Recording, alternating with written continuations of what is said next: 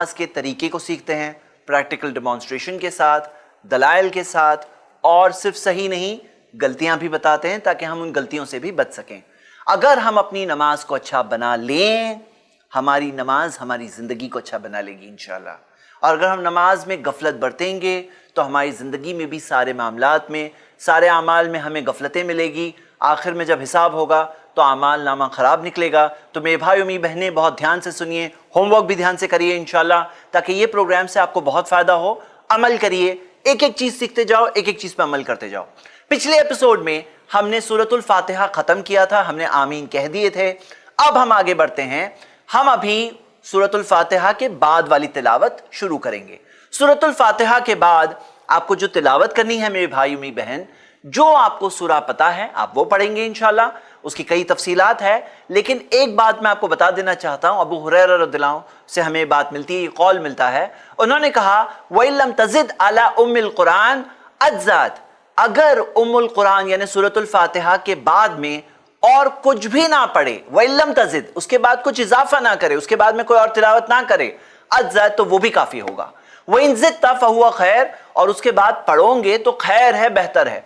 यानी कि अगर कभी किसी से सूरतुल फातिहा की बात की तिलावत किसी वजह से मिस भी हो जाए तो क्या सजदा सहू करना होगा? तो नहीं, ये वो चीज़ों में से नहीं है, ये नमाज के अरकान में से भी नहीं है, वाजिबात में से भी नहीं है, ये नमाज की सुन्नतों में से है। आइए हम इससे आगे बढ़ते हैं कि आपने सूरतुल फातिहा और उसके बाद की तिलावत की। मैं आप सबके सामने इस ताल्लुक से चंद बातें रखना चाहता हूं जो हम सबको खास ध्यान में रखना चाहिए और इस ताल्लुक से कोई गलती नहीं करनी चाहिए।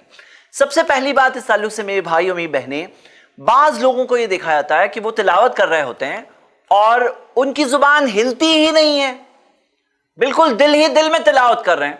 यानी कि मैं आपको बताता हूं, हम जब पढ़ते हैं तो सूरतुल फातिहा पढ़ रहे हैं तो आपकी जुबान कुछ हिलेगी ना, अल्हम्दुलिल्लाह, जैसे मैं खामोशी से कर रहा हूं, अल्हम्दुलिल्लाह दिख रहा है आपको, हिल रही है ना।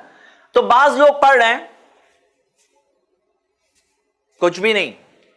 अब आपके सामने मैं एक हदीस रखना चाहता हूं, जिस हदीस की बुनियाद पर उलमा ने एक बहुत बड़ी बात कही है, और इस पॉइंट को जरा भी मिस ना करिए। अल्लाह के रसूल मोहम्मद सल्लल्लाहु अलैहि वसल्लम ने फरमाया, ला यज़ालु लिसानुका रुतबम मिन ज़िक्रिल्लाह, तुम्हारी जुबान अल्लाह के जिक्र से गीली रहे। मतलब अल्लाह का जिक्र जब हम करते हैं तो उससे हमारी जुबान गीली रहे। जुबान गीली कैसे रहेगी? याद रखिए, जब जुबान हिलती है तो वो गीली रहती है, और अगर हिले ही ना तो सूख जाएगी।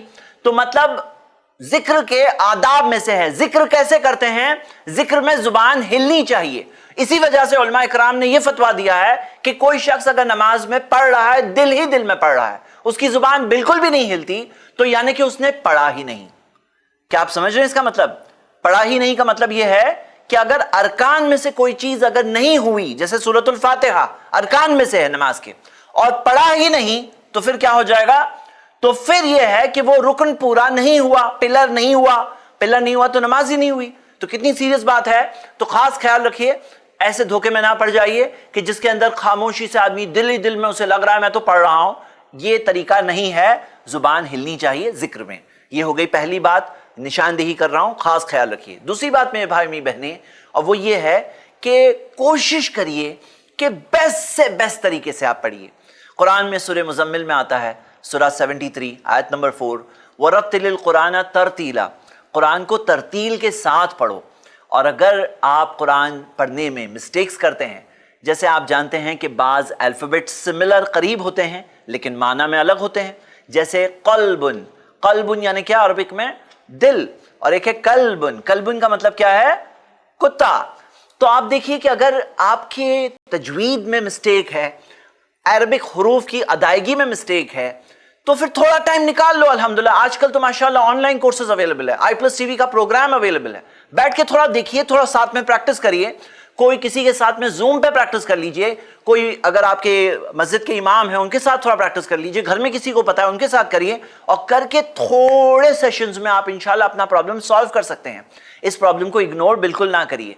अगली बात इस ताल्लुक से मेरे भाई मेरी बहनें, नबी सल्लल्लाहु अलैहि वसल्लम ने फरमाया, ज़य्यिनुल कुरान बिअस्वातिकुम, कुरान को अपनी आवाज से खूबसूरत बनाओ। मतलब पढ़ने में एक होता है ना, एक होता है कि आदमी दिल लगा के पढ़ रहा है, एक बेहतरीन तरीके से पढ़ रहा है, खूबसूरत तरीके से पढ़ रहा है। हर किसी का एक अंदाज होता है, एक बहुत प्यारा सा अंदाज होता है। تو قرآن کو کیسے پڑھنا چاہیے؟ خوبصورت طریقے سے پڑھنا چاہیے. آپ اس بات کا خاص خیال رکھیے انشاءاللہ. اگلی بات اور بہت اہم بات، اور وہ یہ ہے کہ جب ہم پڑھتے ہیں تو اس پہ غور کریں، اسے سمجھنے کی کوشش کریے. قرآن میں سورہ صاد میں سورہ 38 آیت نمبر 29 میں اللہ تعالیٰ نے فرمایا کہ کتاب انزلناہ الیک، کہ ہم نے کتاب آپ پر نازل کی، مبارکن بابرکت کتاب، لیدبروا آیاتہ، تاکہ وہ ان آیتوں پر وہ غور کریں، تدبر کریں، غور کریں، ولیتذکر اولو الالباب، اور تاکہ سمجھ والے لوگ نصیحت حاصل کریں.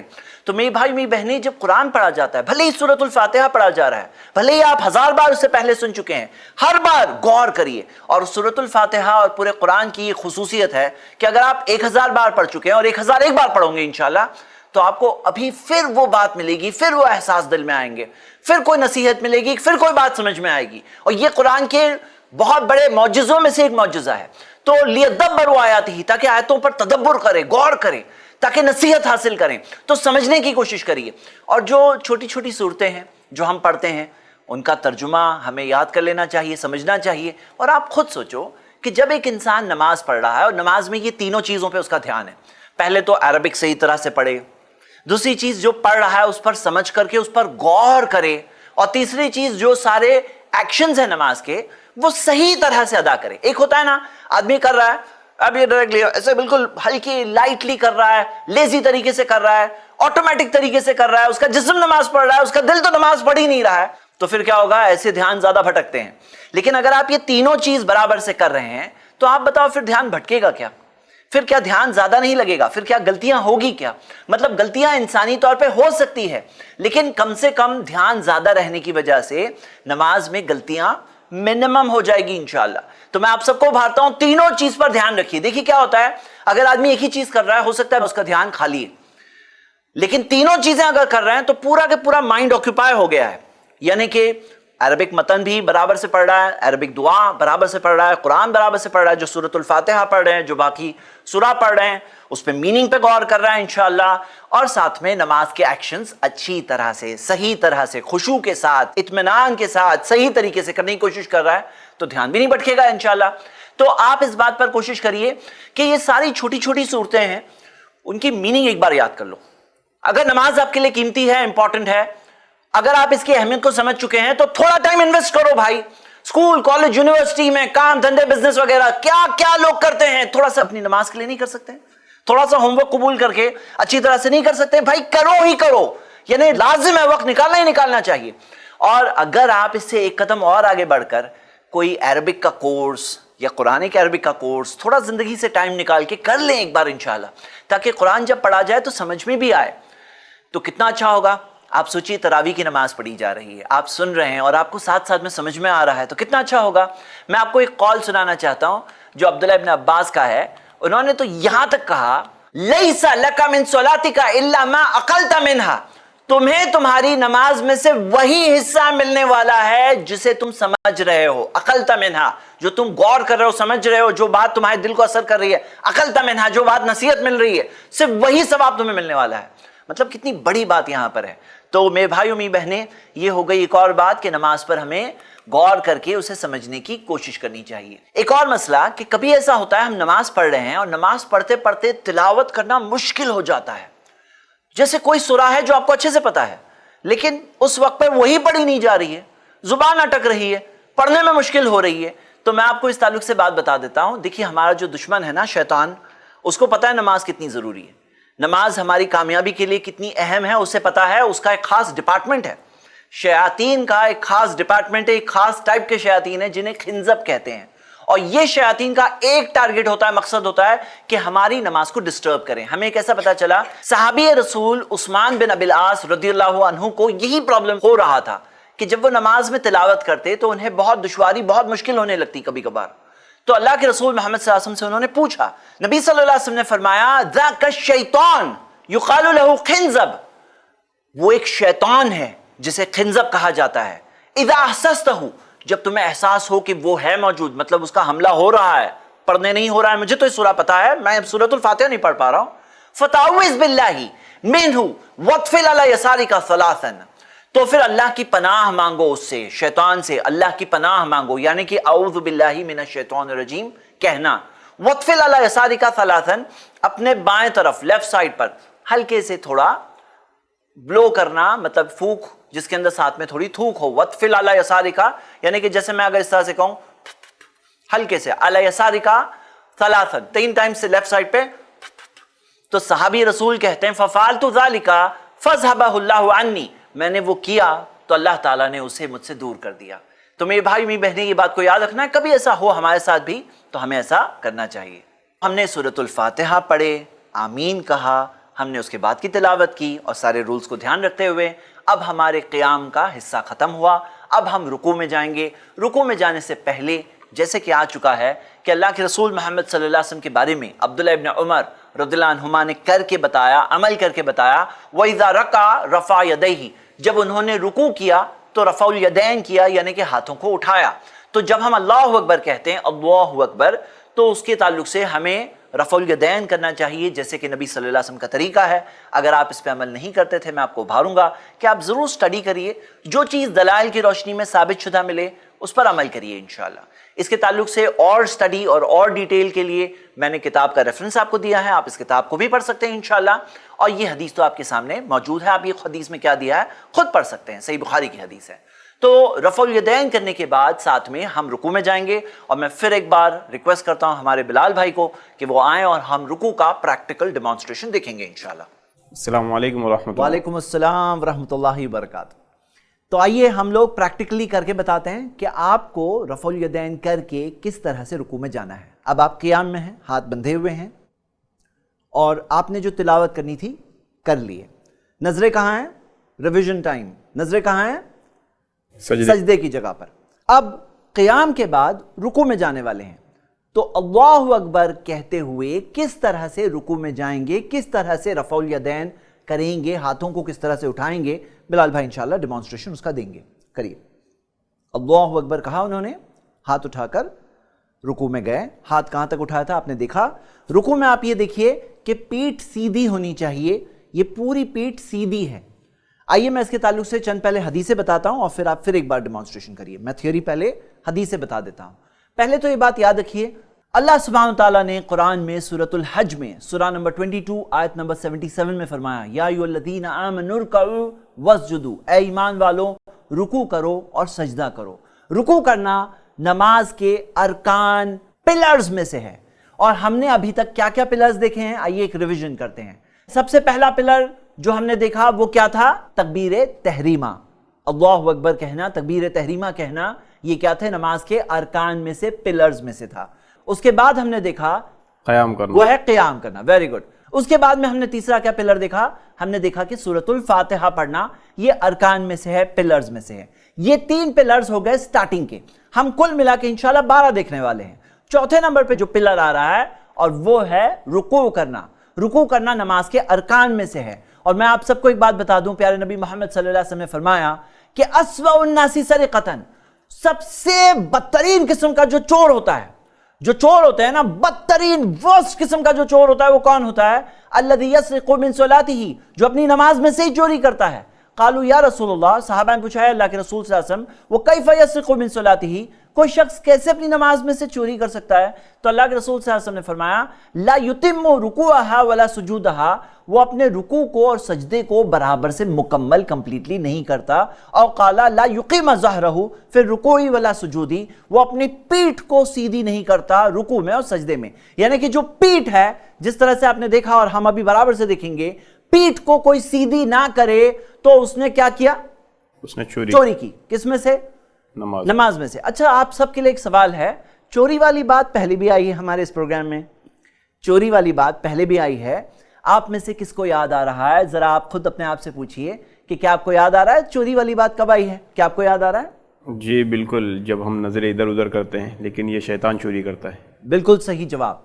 यानी कि जब नजरें किसी की अगर सजदे की जगह से हिलकर दूसरी जगह जाए, ये चोरी है। किसकी चोरी है?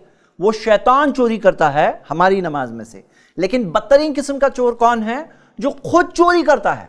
कोई अपने घर में खुद चोरी करे तो आप कहेंगे अरे तुम तो अपने घर में खुद चोरी करते हो। यहां पे तो खुद अपनी नमाज में से एक इंसान चोरी कर रहा है, अपनी नमाज में रुकू और सजदा बराबर से ना करके। तो बिलाल भाई आप फिर एक बार पूरा डेमो स्टार्टिंग से करिए, जिस तरह से आप قیام میں تھے اور قیام میں سے رکوع میں آپ جا رہے ہیں. آپ قیام میں ہیں، اب رکوع میں جا رہے ہیں. اللہ اکبر، اللہ اکبر کہتے ہوئے یہ رکوع میں آئے اور آپ دیکھ رہے ہیں رکوع کے اندر پوری پیٹھ سیدھی ہے. حدیث کے الفاظ آتے ہیں کہ اگر پانی بھی ڈال دیا جاتا تو نبی صلی اللہ علیہ وسلم کی پیٹھ اس طرح سے سیدھی ہوتی کہ پانی وہیں کے وہیں تھما رہتا. کیا اسٹریٹجی، کیسے آپ اس طرح سے سیدھی کر سکتے ہیں؟ آپ اس حدیث کو دیکھیے. نبی صلی اللہ علیہ وسلم نے فرمایا اذا رکعت، جب تم رکوع کرو، وامدد ظہرک، تو اپنی پیٹھ کو آگے کی طرف سٹریچ کرو، مطلب پھیلاؤ. تو پھیلانے میں کیا ہوتا ہے؟ سیدھی ہو جاتی ہے. اگر پھیلائیں گے نہیں تو کیا ہوگا؟ پھر سیدھی نہیں ہوگی.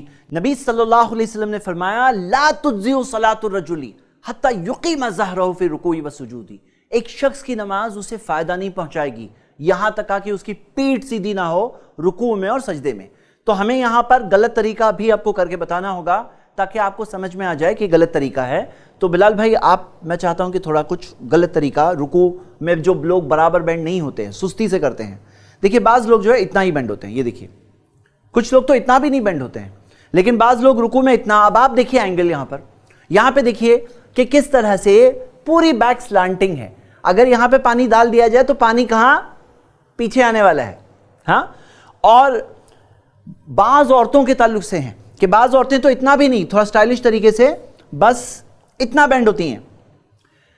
دیکھیے اگر آپ کا کوئی میڈیکل پرابلم ہے تو آپ کا معاملہ الگ ہے. اگر آپ کے پاس میڈیکل ایشو ہے، آپ جانتے ہو کچھ بہت ایشو بڑا ہے، ڈاکٹرز نے آپ کو کہا ہے کہ آپ کے لیے نقصان دہ ہے، تو پھر آپ جو کرو گے اللہ تعالیٰ جانتا ہے آپ کی حالت کو، آپ کے لیے ایک اسپیشل سچویشن ہے. لیکن جو لوگ کر سکتے ہیں، اور یہ ایک سستی ہوتی ہے ایک طرح کی، تو یہ چیز کو نبی صلی اللہ علیہ وسلم نے کیا فرمایا؟ کہا کہ یہ چوری ہے اور ورسٹ قسم کی چوری ہے. تو ہمیں ایسے نہیں کرنا چاہیے. نماز میں رکوع میں برابر سے بینڈ ہونا چاہیے. دوسرا سوال یہاں پہ یہ ہے کہ رکوع میں ہماری نظریں کہاں رہے؟ ہماری نظریں کہاں رہیں؟ تو آپ بتائیے کہ میں نے آپ کو جو بتایا تھا حدیث، اس میں کیا آیا تھا؟ کہاں رہے؟ نظریں سجدے پر رہے. نظریں سجدے کی جگہ پر رہے. اور آپ وہ حدیث سن چکے ہیں نبی صلی اللہ علیہ وسلم کے تعلق سے، ما خلف بصرہ بعد سجودہ حتی خرج منہا، نبی صلی اللہ علیہ وسلم کی نظریں سجدے کی جگہ سے نہیں ہلی، تو سجدے کی جگہ پر ہی رہے یہاں تک کہ نماز سے ہم باہر نہ چلے جائیں. صرف ایک ایسا وقت ہے جس میں سجدے کی جگہ سے ہماری نظریں ہلے گی، اور وہ ہے جب ہم تشہد میں بیٹھیں گے. تو یہاں پر نظریں کہاں ہوگی؟ آپ پھر ایک بار رکوع کر کے بتائیے تاکہ لوگ دیکھ لیں کہ نظریں کہاں رہنی چاہیے. سجدے کی جگہ پر رہنی چاہیے. بعض لوگ پاؤں کی انگلیوں کو دیکھتے ہیں، کوئی دلیل نہیں ہے.